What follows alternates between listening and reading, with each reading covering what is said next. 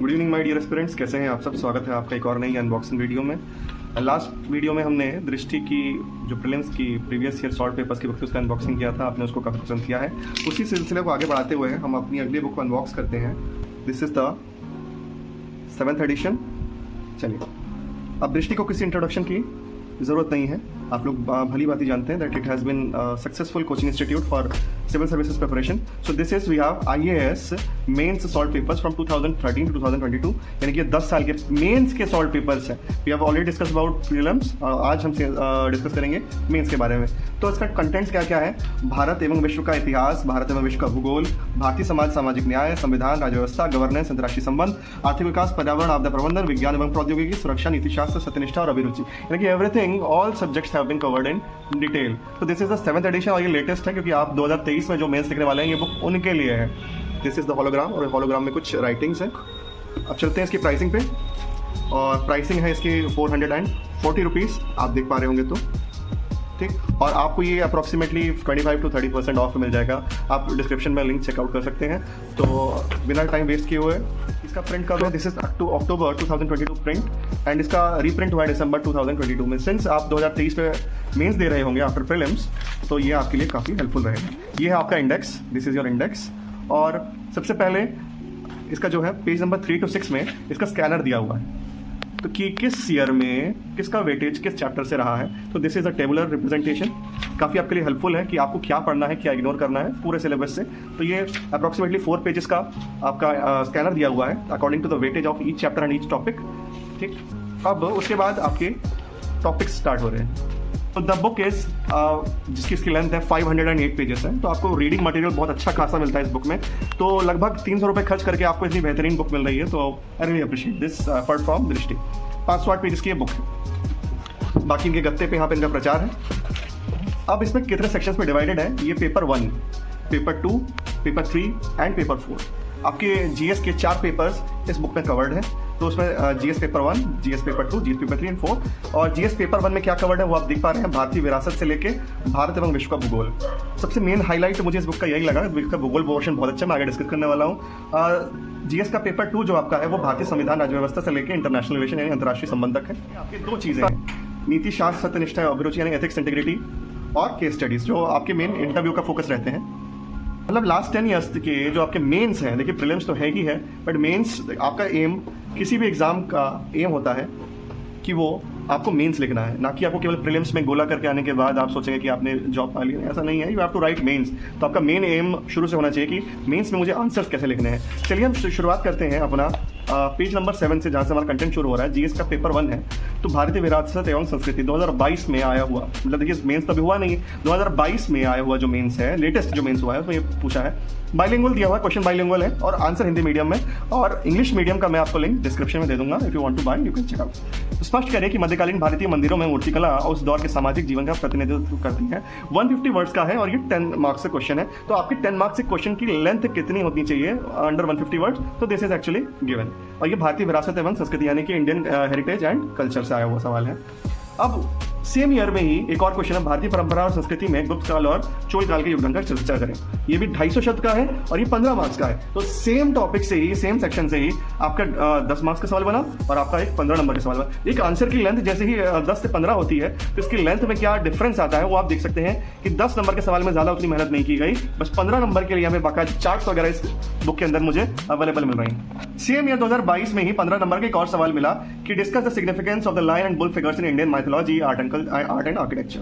ठीक, तो इसका उत्तर को दिया गया। उत्तर में जो लिखने की शैली होती है, द पैटर्न ऑफ राइटिंग होता है कि आपके वोकैब्स कैसे होने चाहिए, तो ये बहुत ही बेहतरीन तरीके से दिया हुआ है कि मिथक क्या क्या है, कला क्या क्या है, स्थापत्य, उसके बाद चिन्ह, बाकायदा बुलेट्स पॉइंट्स में सारी चीज़ें दी हुई हैं। वास्तुकला यानी आर्किटेक्चर, सांची का स्तूप, तो जो जो चीज़ें इंपॉर्टेंट लगी वो सारी चीज़ें ऑलरेडी इट इज गिवन। 2021 के सवाल देखिए कि 150 शब्द में जब आपको 10 अंक का लिखना है तो इतना लिखा गया। तो this is your exact writing parameter. चलिए अब हम आगे बढ़ते हैं और देखते हैं GS के पेपर 2 में जो हमारा पहला पोर्शन है, भारतीय संविधान एवं राज्य व्यवस्था यानी कि Indian polity and Indian governance. ठीक, तो 2022 में जो सवाल आया है, भारत में आधुनिक कानून की सर्वाधिक महत्वपूर्ण उपलब्धि सर्वोच्च न्यायालय द्वारा पर्यावरणीय समस्याओं का संविधानीकरण है। सुसंगत विवाद विधियों की सहायता से इस कथन का विवेचना की। देखिए एनवायरमेंटल एजुकेशन, एनवायरमेंटल एप्लीकेशंस बहुत ज़्यादा करंट टाइम पे आपके पेपर का हिस्सा बन रहे हैं, चाहे आपके प्रीलिम्स हो, मेंस हो, एनी सब्जेक्ट या फिर कोई भी आपकी जॉब हो, उसमें ईवीएस का बहुत ज़्यादा रोल है। तो उस 2022 में उसके रिगार्डिंग क्या क्वेश्चन बना था, तो there are bullets points given कि ठीक है, और आपका बाइलिंगुअल दिया भी है। उसके बाद 4 पॉइंट में इसके आंसर्स हैं, बाकायदा इसकी क्या क्या लेजिस्लेशन है वो भी दी हुई है। अब मैं जो आपको मेन बताने वाला था, जो जीएस के पेपर 1 में जो आपका ज्योग्राफी पोर्शन है, जहाँ पे you have to use map, इस बुक के अंदर ग्राफ, डायग्राम, वर्ल्ड मैप, ठीक, उसके साथ साथ चाहे 5 मार्क्स का भी क्वेश्चन क्यों ना हो, हर चीज़ को आपको एक्सप्लेन करने की कोशिश की गई है, राइट। चलिए अब हम बढ़ते हैं आगे। अब जीएस के पेपर 3 में आते हैं, तो उसका जो फर्स्ट सेक्शन है दैट इज अर्थव्यवस्था। यूँ तो अगर हम देखें कि इसमें जीएस के पेपर 3 में अर्थव्यवस्था से लेकर आगे सुरक्षा है, but everything can not be detailed in a single video. अगर आप किसी स्पेसिफिक टॉपिक पे वीडियो चाहते हैं तो आप कमेंट पे बता सकते हैं, तो I will make a separate video on that section.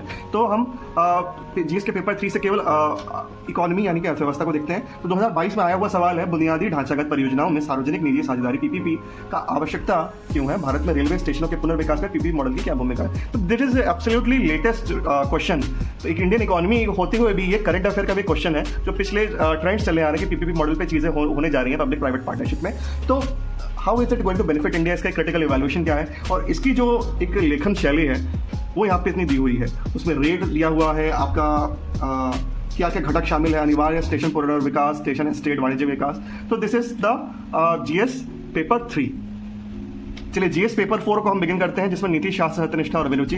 वैसे तो देखा जाए जीएस पेपर 4 में 2 सेक्शन है, आपका एथिक्स इंटीग्रिटी के साथ साथ आपके case studies. But we are going to discuss about this in 2022 कि बुद्धिमानी में निहित है किसका ध्यान रखा जाए और क्या अनदेखा किया जाए नौकरशाही में अपने सामने के मुख्य मुद्दों का अनदेखा करते हैं। This is a long question जिसमें आपकी थिंकिंग एबिलिटी को बहुत ज़्यादा जांचा जाता है। तो उत्तर इन्होंने शुरू किया विद एन इंट्रोडक्शन, उसके बाद उपरोक्त संदर्भ में कुछ उदाहरण एग्जांपल्स दिए हुए हैं, और इतने में ही आंसर को कंप्लीट कर दिया गया। Means this much we have to write in a subjective way कि जो पूछा जा रहा है आप उसका जवाब दीजिए, इधर की बातें बिल्कुल मत कीजिए। Again we have a second question, तो उसका एक्सप्लेनेशन एक हाफ पेज फॉर्मेट में गिवन है उसके, राइट। तो दिस इज द लैंग्वेज बहुत ईजी है। I totally recommend this book, और why not any other book? Reason being कि देखिए जो स्टैंडर्ड राइटिंग है, देखिए गोला तो आप कोई भी बुक पढ़ के एक तरीके से कर सकते हैं, प्रीलिम्स आपका क्लियर हो सकता है, बट इन प्रोवाइल राइटिंग मेंस आपका सबसे ज़्यादा एफर्ट होना चाहिए कि एक स्टैंडर्ड लैंग्वेज, जो कि एक्सेप्टेबल लैंग्वेज होनी चाहिए, जो एक टीम तैयार करती है, वो ईयर आफ्टर ईयर टॉपर्स दे रही है ये इंस्टीट्यूट। तो Drishti really needs no introduction. And moving to the last section of this main highlight इस बुक का है, that is your case studies. जो भी आप दृष्टि के इंटरव्यू सेक्शन देखते होंगे जब आप यूट्यूब पे देखते हैं, तो उसमें केस स्टडीज देखी एक एस्पिरेंट को डाउट में फंसाने की कोशिश की जाती है कि अब एस्पिरेंट इसका क्या जवाब देगा। तो देखिए जैसे एक बहुत बड़ी सी केस स्टडी दी हुई है, और केस स्टडी अच्छी खासी है, राइट। तो उसमें एक पूरा क्वेश्चन दिया हुआ है यहाँ से लेके यहाँ तक, एक अनसीन पैसेज जितना एक पोर्शन दिया हुआ है। उसके बाद उसी चीज़ को देखिए, ये 250 नंबर का है, 250 शब्द का है और 20 नंबर का क्वेश्चन है, उसी को इंग्लिश में भी दे दिया है। अब उसका आंसर पूछा जाता है। Now they are asking about the answer. तो एक सोचिए क्वेश्चन की अपनी लेंथ एक पेज के बराबर है बाइलिंगुअल करते हुए। तो this means this requires so much mental effort on your part. इंसान इसी वजह से इंटरव्यू में अपियर हो पाता है, that why because he has written mains में उसने केस स्टडीज को अच्छे से अटेम्प्ट किया है। तो आपके इंटरव्यू के समय कैसे आंसर होने चाहिए उसका भी एक आपको हिंट मिल जाएगा, that how have you to answer, point wise इसका एक्सप्लेनेशन। उसके बाद दोष क्या है, गुण क्या है, दोष क्या है, गुण क्या है, means good and merits, good points and bad points सारे दिए हुए हैं ऑलरेडी। अगेन जो अगला क्वेश्चन बना, Ramesh is a state civil service officer, उसने उसके साथ साथ ये दुविधाएं आई हैं। तो हाउ वुड यू सजेस्ट, मतलब आपसे पूछा जाता है कि आप उसको एडवाइस करें कि उसको इस डिलेमा में, इस चक्रव्यूह में उसको क्या ओपिनियन उसका सही होगा for him to take an action. तो यहाँ पे प्रॉपर इसको सबसे पहले इंट्रोडक्शन दिया गया, उसके बाद what steps he has to take, it is given. तो आपके लिए बहुत ही ज़्यादा गाइडिंग फोर्स बनने वाली है किताब। This is going to help you a lot to prepare for your mains and to prepare for your interviews. आपका एम होना चाहिए that you have to write mains, उसकी राइटिंग कैसे होनी चाहिए, और वो आप इस बुक को लेके बाकायदा डेली एक आंसर रखने का प्रयास करिए। क्वेश्चन को देखिए, हूबहू उस चीज़ को नकल करके आप उतारिए, और you will be able to write good quality answers in a very few time. So that is with the video guys. मैं क्विकली इसको रैप अप करता हूँ। आपके रिकमेंडेशंस वेलकम है। आप किस नेक्स्ट बुक की अनबॉक्सिंग चाहते हैं, this do let me know in the comment section. Thank you for watching, have a good day.